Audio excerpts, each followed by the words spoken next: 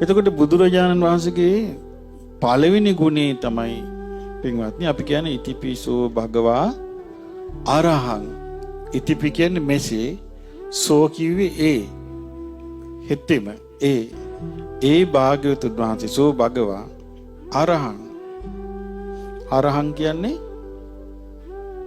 අරහත්. අරහත් කියන්නේ රහතන් වහන්සේ නමකි. බුදුරජාණන් වහන්සේ එහෙනම් කවුද? රහතන් වහන්සේ. මේ ගෞතම බුද්ධ ශාසනයේ පළමු රහතන් වහන්සේ කවුද? බුදුරජාණන් වහන්සේ. රහතන් වහන්සේ කියන්නේ කවුද? බුදුරජාණන් වහන්සේ තමයි රහත් ගුණේ ඉස්සෙල්ලාම මතුවෙච්ච උත්තමයා.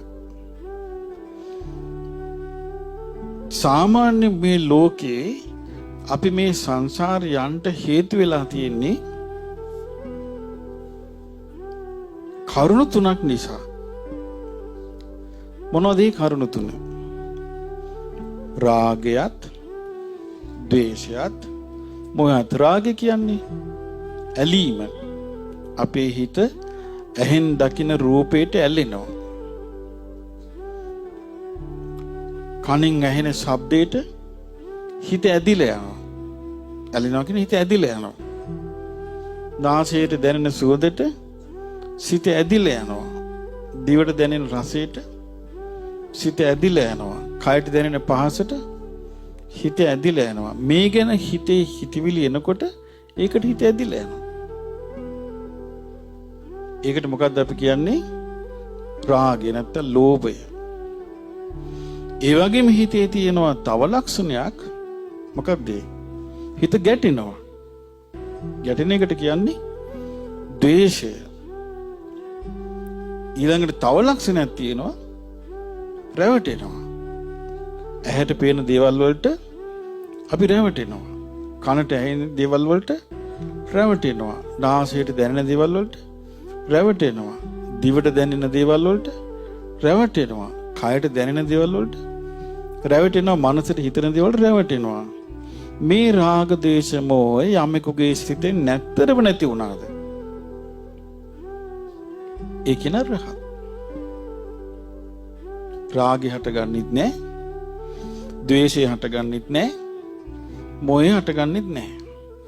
එතකොට මේ රාග ද්වේෂ මොහ ශේකරේ බුදුරජාණන් වහන්සේ කාගෙන්වත් අහලාද? තනියමද?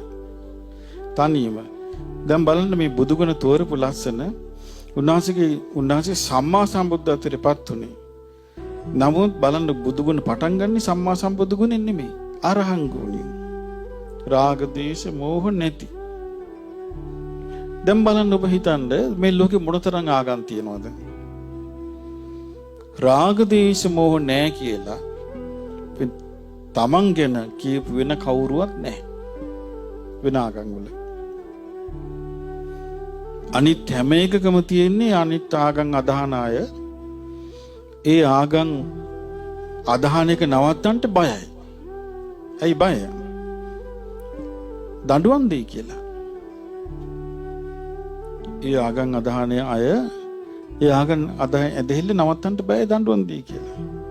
අපිට එහෙම කෙනෙක් නැහැ.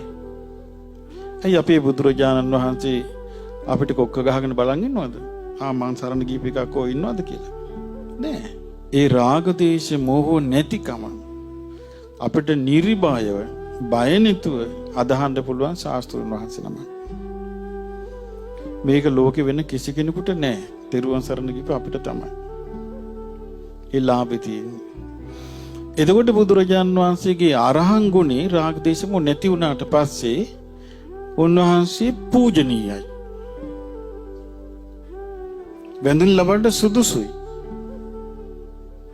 දෙවිවරු ඇවිල්ලා බ්‍රහ්මයෝ බ්‍රහ්ම ලෝකේ ඉන්න අය, දිව්‍ය ලෝකේ ඉන්න අය ඒගොල්ලන්ට අපේ හිත පේනවා. අපි කල්පනා කරන හිතන දේවල් අමනුෂ්‍යයන්ට පේනවා.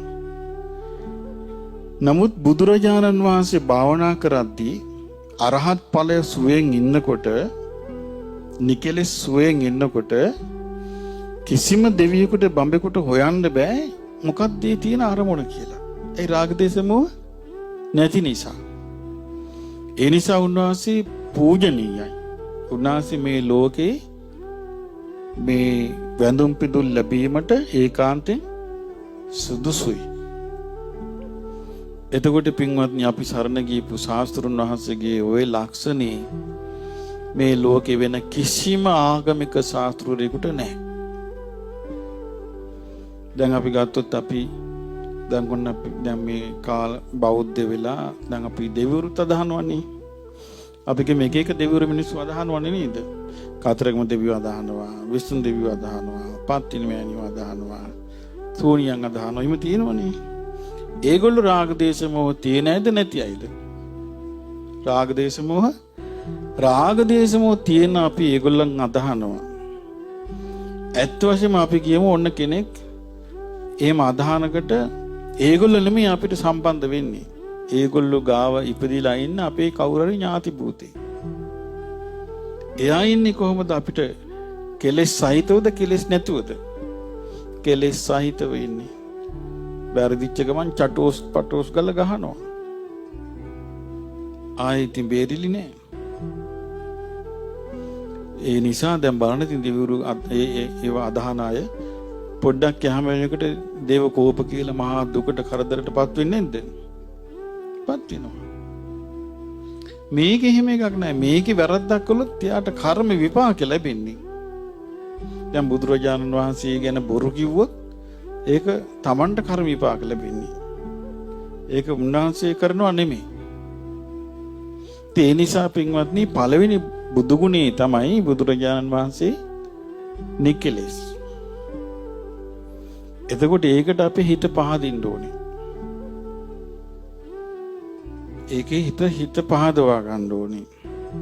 රාග දේශ මොහ නැති ශාස්ත්‍රුන් වහන්සේ නමක් මම සරණ ගියේ කියලා.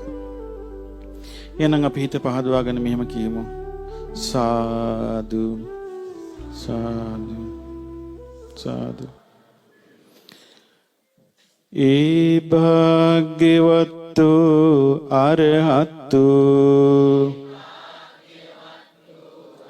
සම්මා සම්බුදුරජාණන් වහන්සේ ඒකාන්ත වශයෙන්ම විතරාගී උසේක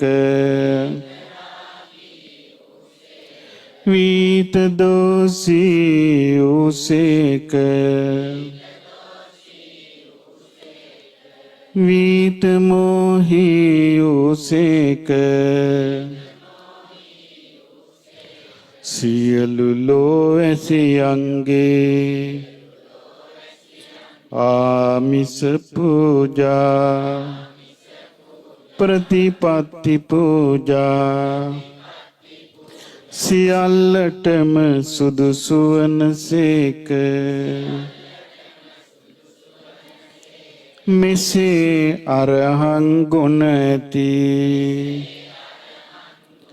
බුදුරජාණන් වහන්සේට මම නමස්කාර කරමි. අරහං ගුණ ඇති බුදුරජාණන් වහන්සේ මම සරණ යමි.